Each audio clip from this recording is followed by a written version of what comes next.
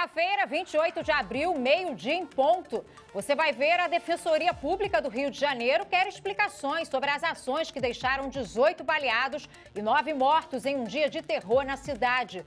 Pelo menos 3 inocentes morreram durante os confrontos. Na Piedade, uma fuga cinematográfica terminou com a prisão de 4 homens que transportavam armas. 3 municípios da Baixada Fluminense suspendem a aplicação de segunda dose contra a Covid. Acabou a Coronavac.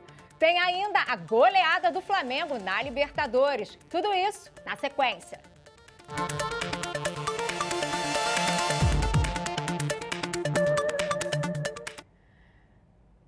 Olá, muito boa tarde, sejam todos bem-vindos. O Repórter Rio decola agora e eu já agradeço a sua companhia aqui no Telejornal Papo Reto, sem enrolação, na hora do almoço. Vamos nessa? O prato aqui, olha, tá sempre cheio de tudo que acontece na cidade.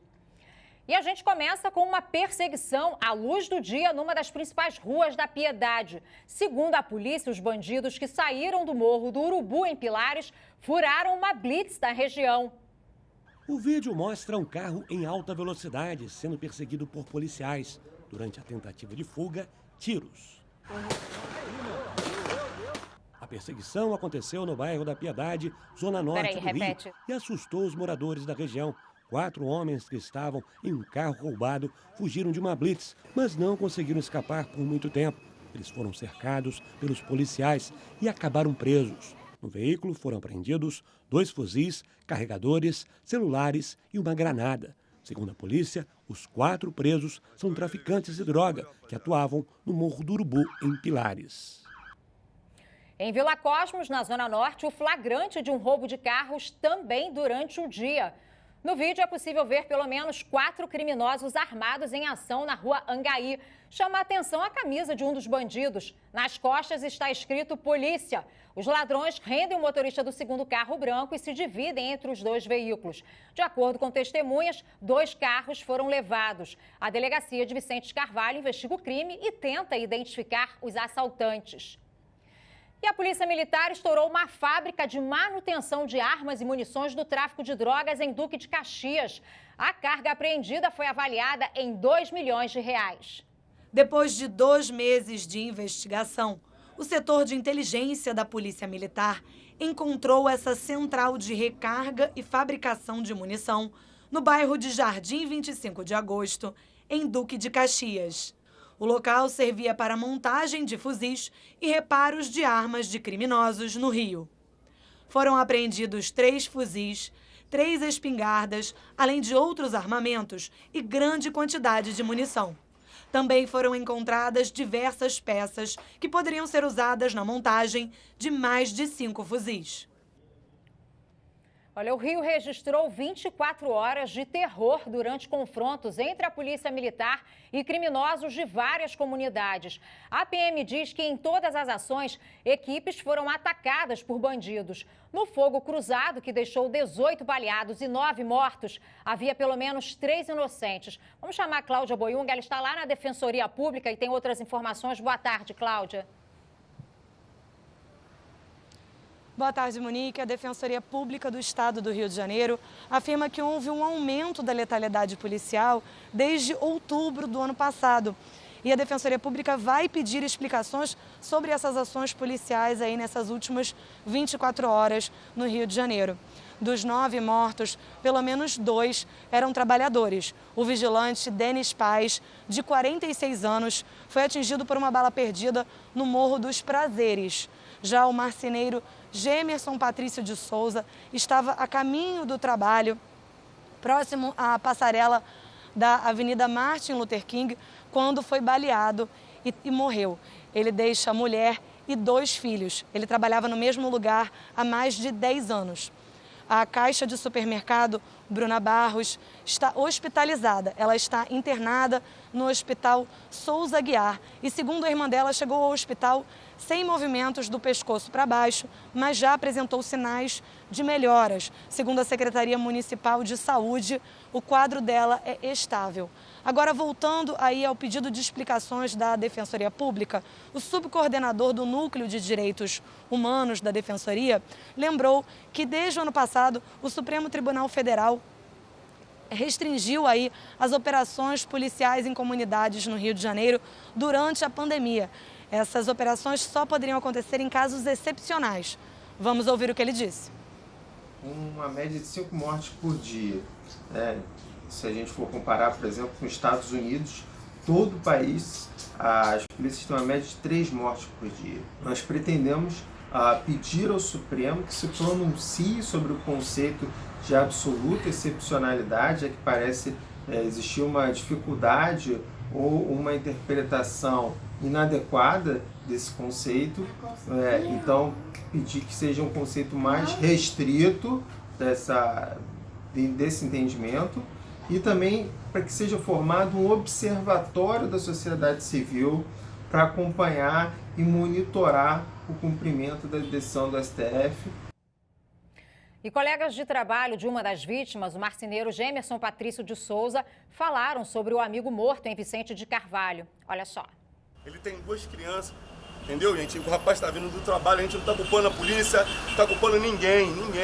Só para não sujar o nome, manchar o nome do rapaz, porque ele é trabalhador. Ele é igual a gente não está falando nada de ninguém. A gente não está culpando ninguém, a gente não sabe se foi uma bala perdida, o que aconteceu. Mas ele é trabalhador, ele está lá com o crachá dele. Entendeu? Está lá com o crachá dele. A gente trabalha aqui, há mais de 20 anos no mesmo lugar. Sempre foi trabalhador, um cara pontual, entendeu? Todo dia vinha trabalhar, cumpria o horário dele, saía, família. O prefeito do Rio, Eduardo Paes, vai ser julgado por corrupção passiva e fraude em licitação nas Olimpíadas em 2014, pela 2ª turma do Tribunal Regional Federal da 2ª Região. Falar com Maurício Almeida. Boa tarde, Maurício. Boa tarde, Monique. O Tribunal Regional Federal concedeu ao Eduardo Paes esse direito de foro privilegiado. Então, o processo que estava sendo julgado na primeira instância da Justiça Federal agora segue diretamente para a 2ª instância. De acordo com a desembargadora que analisou o caso, Eduardo Paes tem o direito a esse foro privilegiado porque esse suposto crime teria sido cometido na época em que ele era prefeito. E agora, Eduardo Paes foi eleito novamente, portanto, continua na prefeitura e com direito ao foro privilegiado. Segundo a denúncia do Ministério Público, Eduardo Paes cometeu os crimes de corrupção passiva e fraude em licitação. Ele teria criado um consórcio de fachada com as empresas OS e Queiroz Galvão, com o objetivo que essas 2 empreiteiras vencessem a licitação de concorrência para a construção do complexo de Deodoro, que foi construído para os Jogos Olímpicos do Rio de Janeiro. Essa construção do complexo de Deodoro custou 647 milhões de reais. Caberá à Justiça dizer se Eduardo Paes é culpado ou inocente. Monique. Tá certo, Maurício. Obrigada. Vamos saber agora como fica o tempo. Tá meio confuso, né? Vamos tentar entender a previsão. Olha aqui na tela. Olha, tá aí depois de uma madrugada de chuva. O sol apareceu tímido hoje de manhã, mas parece que decidiu ficar. Mas nem adianta você se animar muito aí não, hein? A passagem de uma frente fria traz chuva moderada forte em pontos isolados. A mínima de hoje é de 18 graus e a máxima de 29. As imagens são do repórter cinematográfico Eduardo Guimarães. Agora o assunto é vacinação. 3 municípios da Baixada Fluminense suspenderam a aplicação da 2ª dose nesta quarta. Caxias, Mesquita e Nova Iguaçu estão sem a vacina Coronavac. A Secretaria Estadual de Saúde diz que espera informações do Ministério da Saúde quanto à distribuição de uma nova remessa de 2ª dose de Coronavac, assim como orientação quanto à possibilidade da ampliação do intervalo entre a aplicação da primeira e da 2ª dose do imunizante.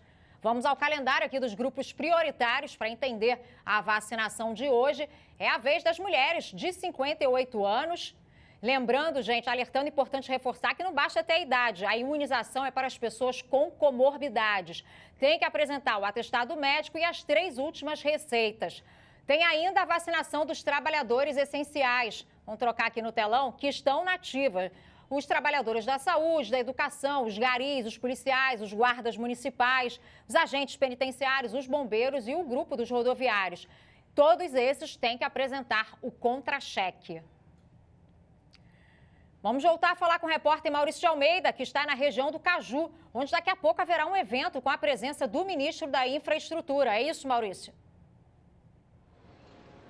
É isso mesmo, Monique. Daqui a pouco o ministro da Infraestrutura, Tarcísio de Freitas, vai inaugurar a Avenida Portuária, uma nova pista expressa que vai ligar Manguinhos, na Avenida Brasil, aqui com o Porto do Rio de Janeiro. Essa nova via é destinada apenas a veículos de carga e tem 3,2 km de extensão. A expectativa é de que cerca de 2.600 caminhões vão passar por aqui diariamente. O objetivo dessa construção é justamente evitar engarrafamentos no fim da Avenida Brasil, naquela chegada perto do Caju, onde normalmente com muitos caminhões, ônibus, acaba o trânsito ficando um pouquinho mais complicado. Agora, os caminhões que estão se destinando diretamente ao Porto do Rio vão pegar essa via expressa em Manguinhos e chegam aqui no Porto, tendo mais facilidade para fazer o embarque das cargas e também descarregar as suas cargas aqui no Porto do Rio de Janeiro. Mais agilidade para os caminhoneiros e também para quem mora e está chegando no Rio de Janeiro, no finzinho da Avenida Brasil. Essa obra aqui custou cerca de 450 milhões de reais e gerou, durante a fase de construção, 1.500 empregos diretos e 500 indiretos. Monique.